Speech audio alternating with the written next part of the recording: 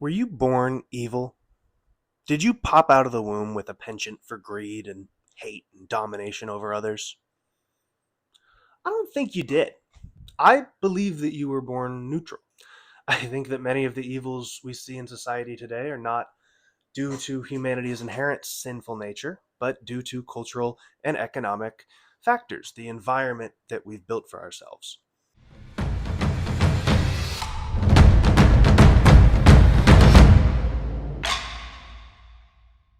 I'm Freddie Martin. Welcome to Anthropolitic, where we take a look into the history of humanity to find lessons for the present. And this is part one of a two-part series that I'm doing on the idea of competitive generosity. This video is going to focus on instances of competitive generosity in small-scale communities, and the next video will focus on state and chiefdom level generosity. Humanity is often subject to a bit of unfair judgment. We so frequently view ourselves as cruel and greedy, framing ourselves as overwhelmingly violent. Our lives depicted as nasty, brutish, and short, up until the Europeans come along, at least. And, when considering the nature of leadership throughout most of our understood history, or at least, the way it's told, it can sometimes feel like a reasonable assumption to make. Uh, but this video is looking to explore the political and social role of competitive generosity. And this is to argue that the rise of complexity in civilizations across time and geography were not about control and domination inherently. They were about obligation, display, generosity, and reciprocal ties. We imagine humanity always ascribing to our current understanding of hierarchy, one that is undoubtedly influenced heavily by European ideas and practices. For instance, Elman Service, notorious anthropologist, brought about a very persistent idea that societies must pass through linear stages. They start at egalitarian bands, then they go to states, and etc. But this fails to account for the flexible and cultural nature of power in many early civilizations. It's becoming clear that complexity is not just a set path, and it must be acknowledged that many early societies made conscious choices about how to organize power based on personal social norms and expectations.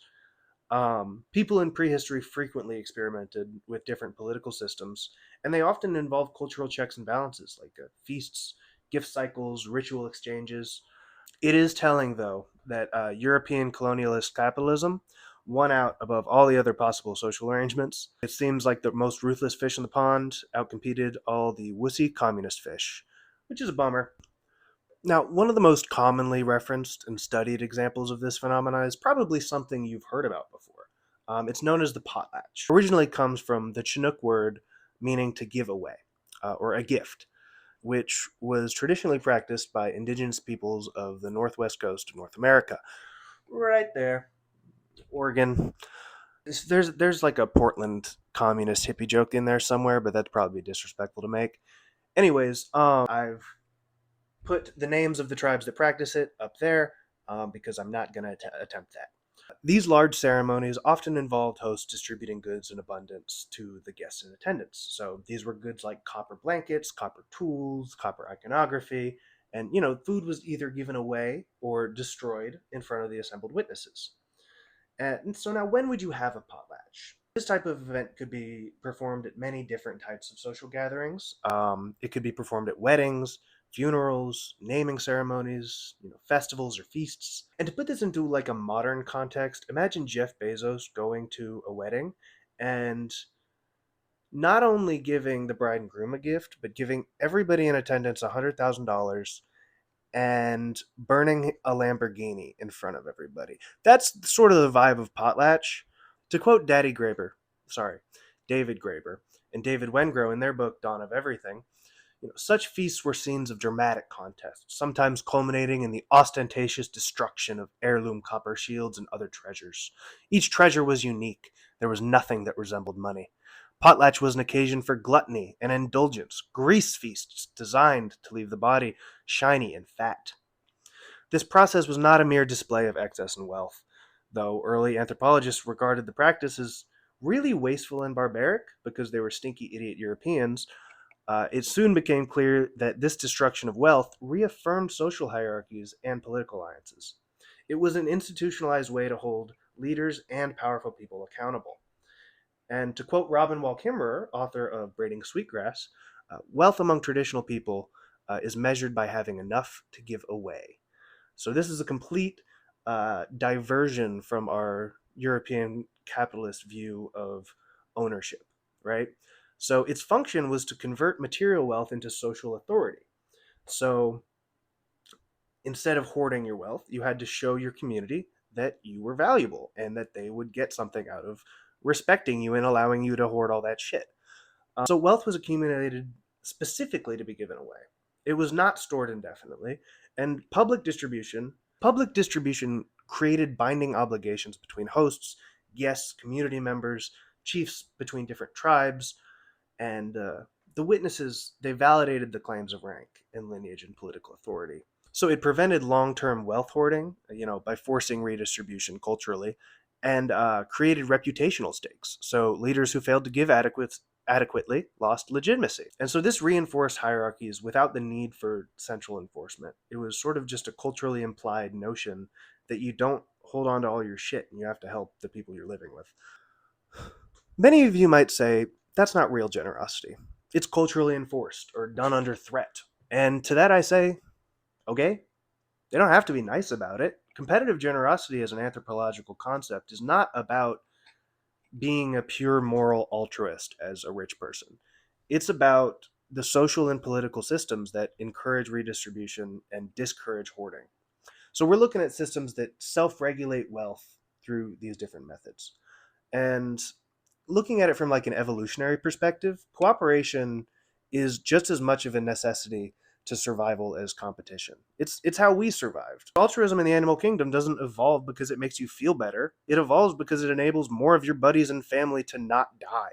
And so our social cohesion and capability to communicate allowed us to survive as long as we have. I mean, look at this. Look at my fucking arms. You think I could beat a tiger without like a group of my homies?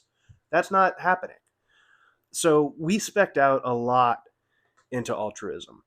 And I think it's important to highlight the different social and cultural environments that these various people existed in to see how their perspectives on giving and receiving might differ from our own. Though the Pacific Northwest is rich in traditions involving generosity, it's not a localized phenomenon, far from it. Across the globe and across antiquity, we see models of competitive generosity, often as a central aspect of the culture. So in Papua New Guinea, for example, right there, Papua New Guinea himself, the Moka system of exchange centers on the gifting of live pigs and other valuables. Big men, a title for leaders who had no hereditary position, they gain influence by organizing feasts and distributing surplus goods, expecting that their rivals will one day reciprocate with even greater generosity. The safety and well being of such gifts, including the livestock, were also key parts of this relationship. Pigs were intended to stay alive and be cared for by the gifted party. As Andrew Strathern presented in his 1971 book, The Rope of Mocha, against the picture of the fearsome individualistic man of violence, then, we can place that of the big man, operating in and on a context of group alliances and striving for status through the accumulation and dispersal of wealth. Mocha rituals define leadership through the capacity to give, through the capacity to provide for others and share in surplus and bounty.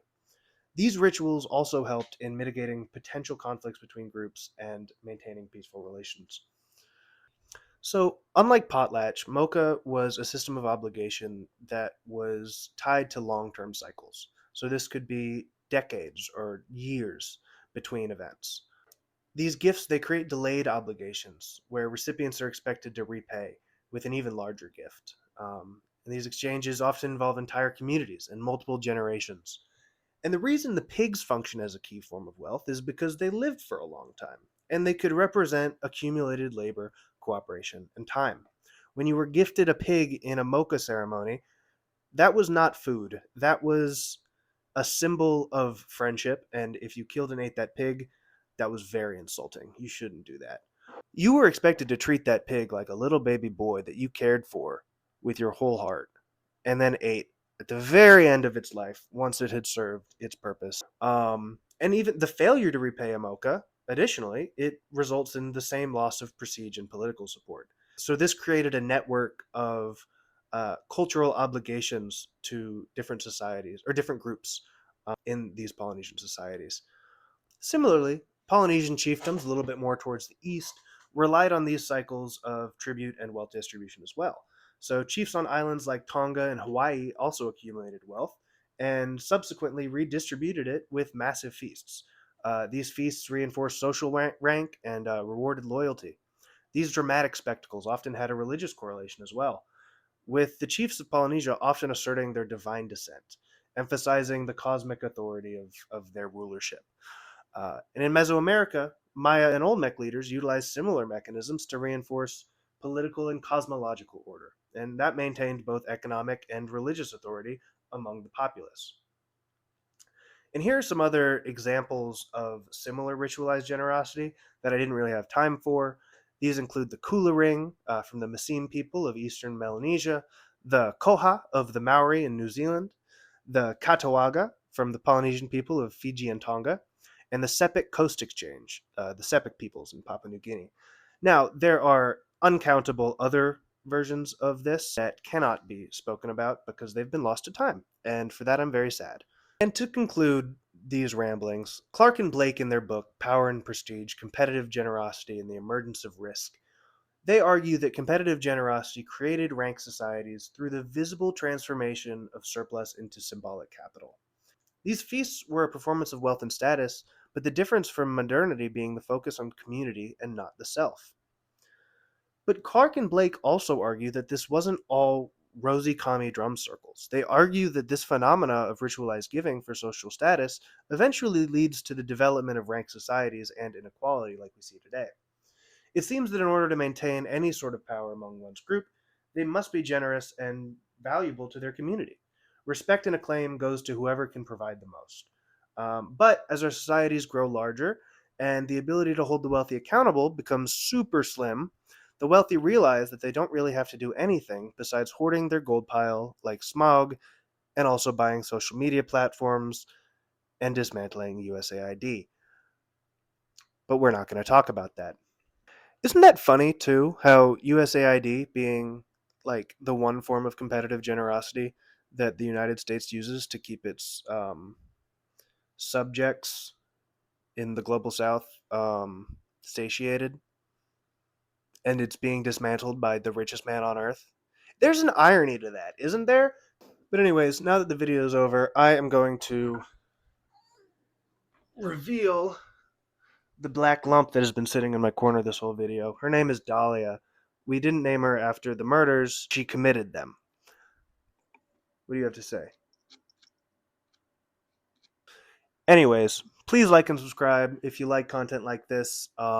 This is my first video, and I'm really excited for all the different ideas I have for this channel. So I hope y'all stick around. Please like and subscribe, and y'all have a good one.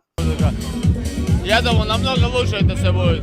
Сколько раз сюда ходил, было намного лучше, но на этот раз как-то не удалось. Во-первых, народу мало, музыка не очень. А что за направление?